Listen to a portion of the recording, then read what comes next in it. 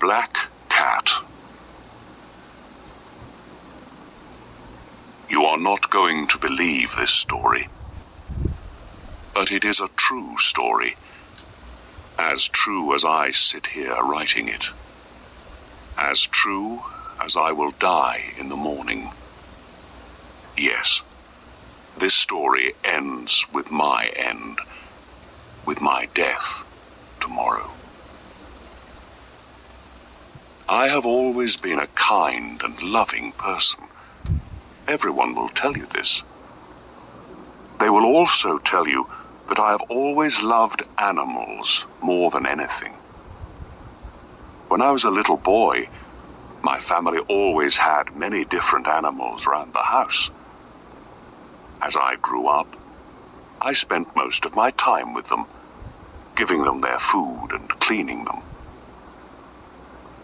I married when I was very young, and I was happy to find that my wife loved all of our animal friends as much as I did.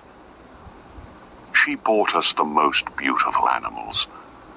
We had all sorts of birds, goldfish, a fine dog, and a cat. The cat was a very large and beautiful animal. He was black, black all over, and very intelligent. He was so intelligent that my wife often laughed about what some people believe. Some people believe that all black cats are evil, enemies in a cat's body. Pluto, this was the cat's name, was my favorite. It was always I who gave him his food, and he followed me everywhere. I often had to stop him from following me through the streets. For years, he and I lived happily together, the best of friends. But during those years, I was slowly changing. It was that evil enemy of man called drink who was changing me. I was not the kind, loving person people knew before. I grew more and more selfish. I was often suddenly angry about unimportant things. I began to use bad language, most of all with my wife. I even hit her sometimes. And by that time, of course, I was often doing horrible things to our animals. I hit all of them, but never Pluto. But my illness was getting worse. Oh yes, drink is an illness. Soon, I began to hurt my dear Pluto too. I remember that night very well. I came home late, full of drink again. I could not understand why Pluto was not pleased to see me. The cat was staying away from me. My Pluto did not want to come near me. I caught him and picked him up, holding him strongly. He was afraid of me and bit my hand. Suddenly, I was not myself anymore. Someone else was in my body, someone evil and mad with drink. I took my knife from my pocket, held the poor animal by its neck, and cut out one of its eyes. The next morning, my mind was full of pain and horror when I woke up. I was deeply sorry. I could not understand how I could do such an evil thing. But drink soon helped me to forget. Slowly, the cat got better. Soon he felt no more pain. There was now only an ugly, dry hole where the eye once was. He began to go round the house as usual again. He never came near me now, of course, and he ran away when I went too close. I knew he didn't love me anymore. At first I was sad. Then slowly I started to feel angry. And I did another terrible thing. I had to do it. I could not stop myself. I did it with a terrible sadness in my heart because I knew it was evil. And that was why I did it. Yes, I did it because I knew it was evil. What did I do? I caught the cat and hung him by his neck from a tree until he was dead. That night I woke up suddenly. My bed was on fire. I heard people outside shouting, "Fire! Fire!" Our house was burning. I, my wife, and our servant were lucky to escape. We stood and watched as the house burned down to the ground. There was nothing left of the building the next morning. All the walls fell down during the night, except one, a wall in the middle of the house. I realized why this wall did not burn, because there was new plaster on it. The plaster was still quite wet. I was surprised to see a crowd of people next to the wall. They were talking and seemed to be quite excited. I went closer and looked over their shoulders. I saw a black shape in the new white plaster. It was the shape of a large cat hanging by its neck. I looked at the shape with complete horror. Several minutes passed before I could think clearly again. I knew I had to try to think clearly. I had to know why it was there. I remembered hanging the cat in the garden of the house next door. During the fire, the garden was full of people. Probably someone cut the dead cat from the tree and threw it through the window to try and wake me. The falling walls pressed the animal's body into the fresh plaster.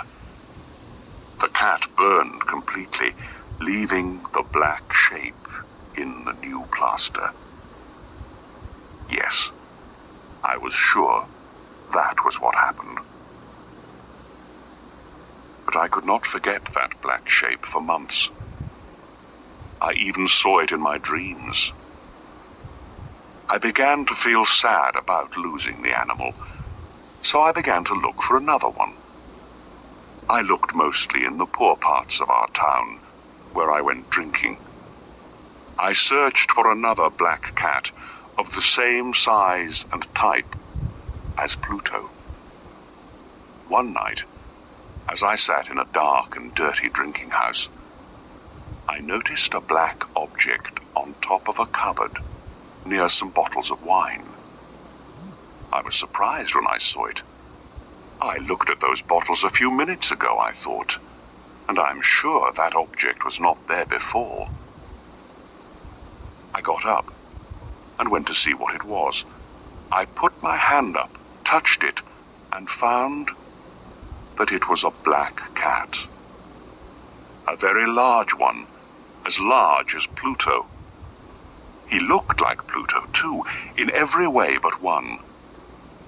Pluto did not have a white hair anywhere on his body.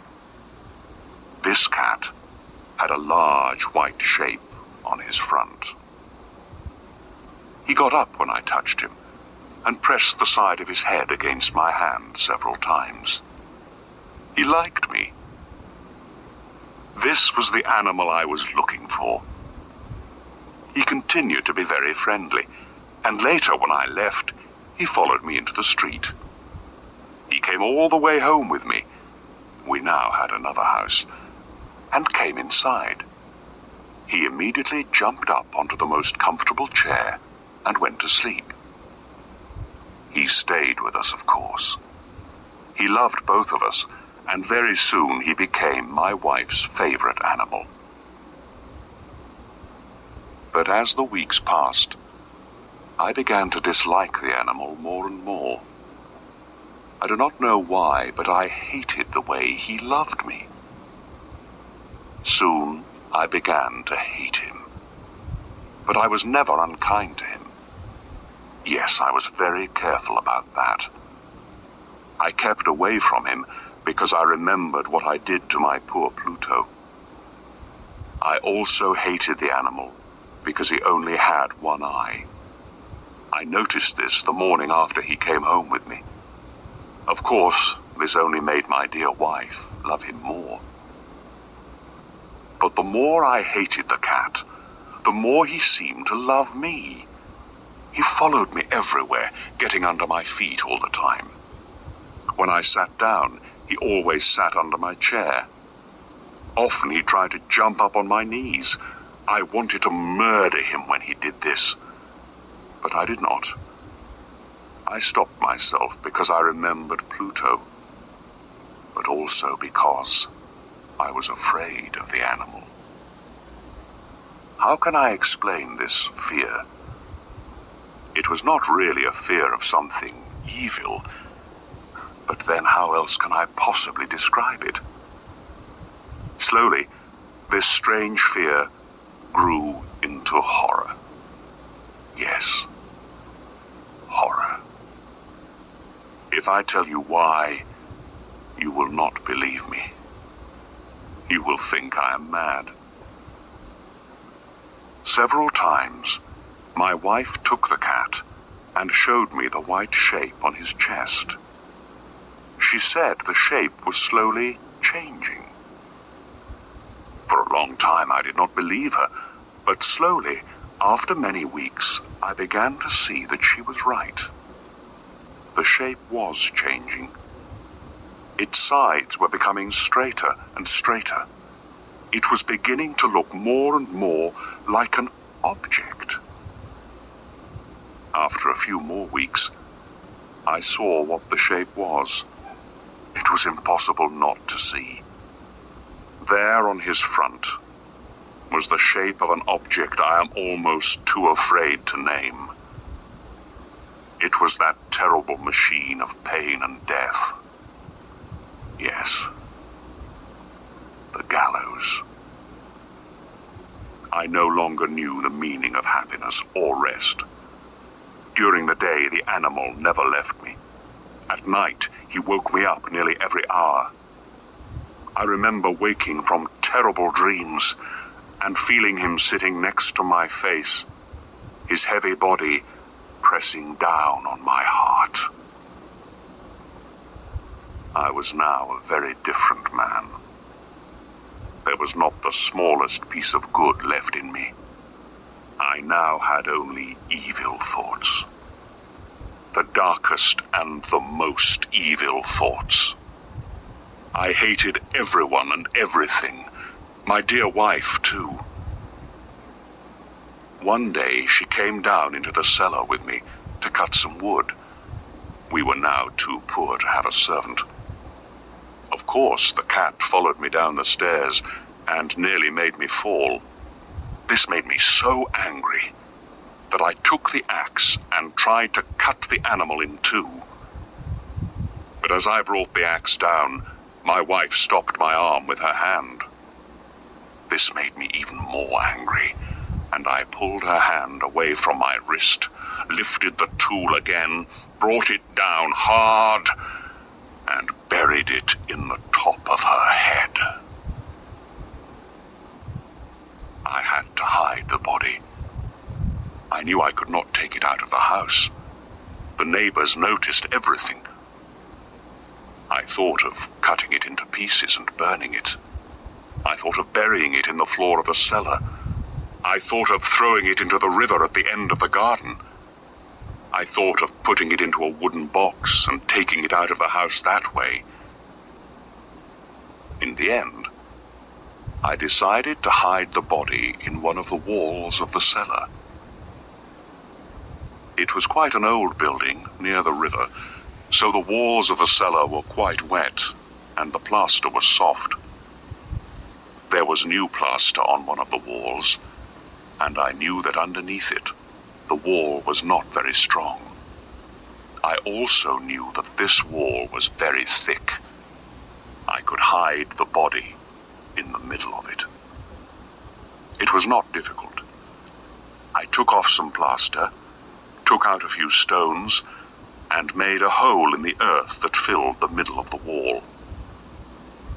I put my wife there, put back the stones, made some new plaster, and put it on the wall. Then I cleaned the floor and looked carefully round. Everything looked just as it did before. Nobody would ever know. Next, I went upstairs to kill the cat. The animal was bringing me bad luck. I had to kill it. I searched everywhere, but I could not find him. I was sure it was because of my wife's murder. He was too clever to come near me now. I waited all evening, but I did not see the evil animal. He did not come back during the night either. And so for the first time in a long time, I slept well. When I woke up the next morning, I was surprised to see that the cat still was not there. 2, 3 days passed, and there was still no cat. I cannot tell you how happy I began to feel. I felt so much better without the cat. Yes, it was he who brought me all my unhappiness. And now without him, I began to feel like a free man again. It was wonderful. No more cat. Never again. Several people came and asked about my wife, but I answered their questions easily. Then, on the 4th day, the police came. I was not worried when they searched the house. They asked me to come with them as they searched. They looked everywhere, several times. Then they went down into the cellar. I went down with them, of course. I was not a bit afraid. I walked calmly up and down, watching them search. They found nothing, of course, and soon they were ready to go. I was so happy that I could not stop talking as they went up the stairs. I did not really know what I was saying. "Good day to you all, dear sirs," I said. "Yes, this is a well-built old house, isn't it? Yes, a very well-built old house. These walls... Are you going, gentlemen? These walls are strong, aren't they?" I knocked hard on the part of the wall where my wife was. A voice came from inside the wall in answer to my knock. It was a cry, like a child's. Quickly it grew into a long scream of pain and horror. I saw the policemen standing on the stairs with their mouths open. Suddenly they all ran down in a great hurry and began breaking down the wall. It fell quickly, and there was my wife, standing inside. There she was, with dried blood all over her head, looking at them. And there was the cat, standing on her head, his red mouth wide open in a scream, and his one gold eye shining like fire. The clever animal. My wife was dead because of him, and now his evil voice was sending me to the gallows.